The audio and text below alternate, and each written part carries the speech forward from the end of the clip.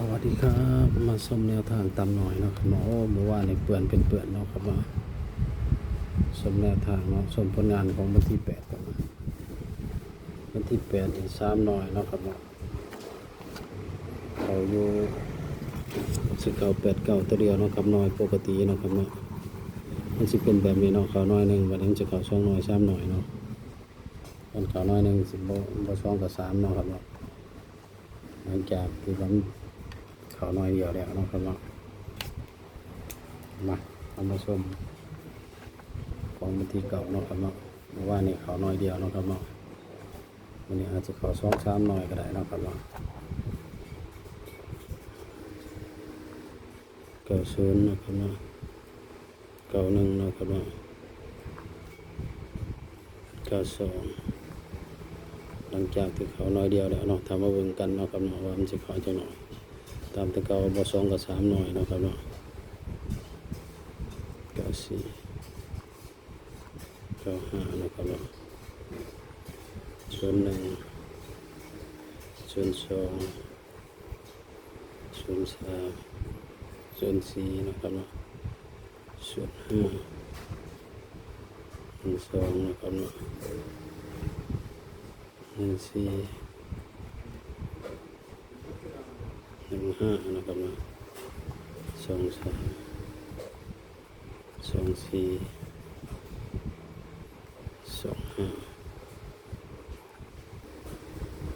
25 43นะครับเนาะ43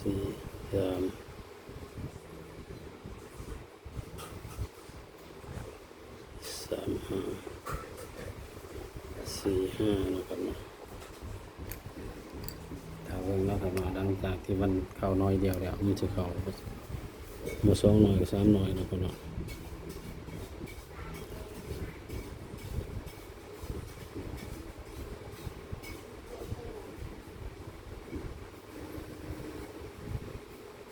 มี4มี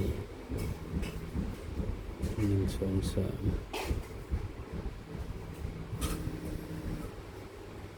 0012นะครับ01 01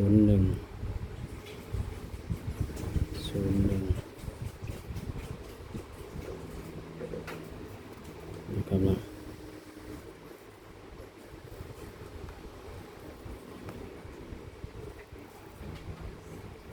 เล่นน้อยปกติเนาะครับเนาะเก่า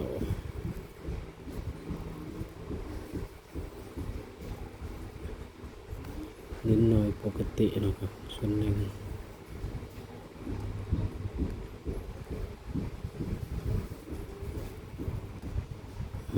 ครับเนาะนี่นะครับ จำเลยเนาะครับเนาะมาฟังคำเตือนเนาะครับเนาะคำเตือนทางส่งเป็นเพียงสื่อกลางแนวทางเนาะครับเนาะได้โปรดพิจารณาก่อนนำไปใช้เนาะทำคลิปมาเพื่อความบันเทิงเนาะครับเนาะบ่ได้สนับสนุนให้เล่นการพนันใดๆทั้งสิ้นเนาะครับเนาะพิจารณาให้ดีก่อนนำไปใช้เนาะครับเนาะถ้าผิดพลาดประการใดขอโทษขออภัยเนาะครับเนาะเพราะว่าทั้งสองเขาบอกว่าจะออกยังเนาะเฮ็ดไปตามสูตรเป็นตามแนวทางเนาะครับเนาะถ้าผิดพลาดประการใดขอโทษขออภัยเนาะครับเนาะ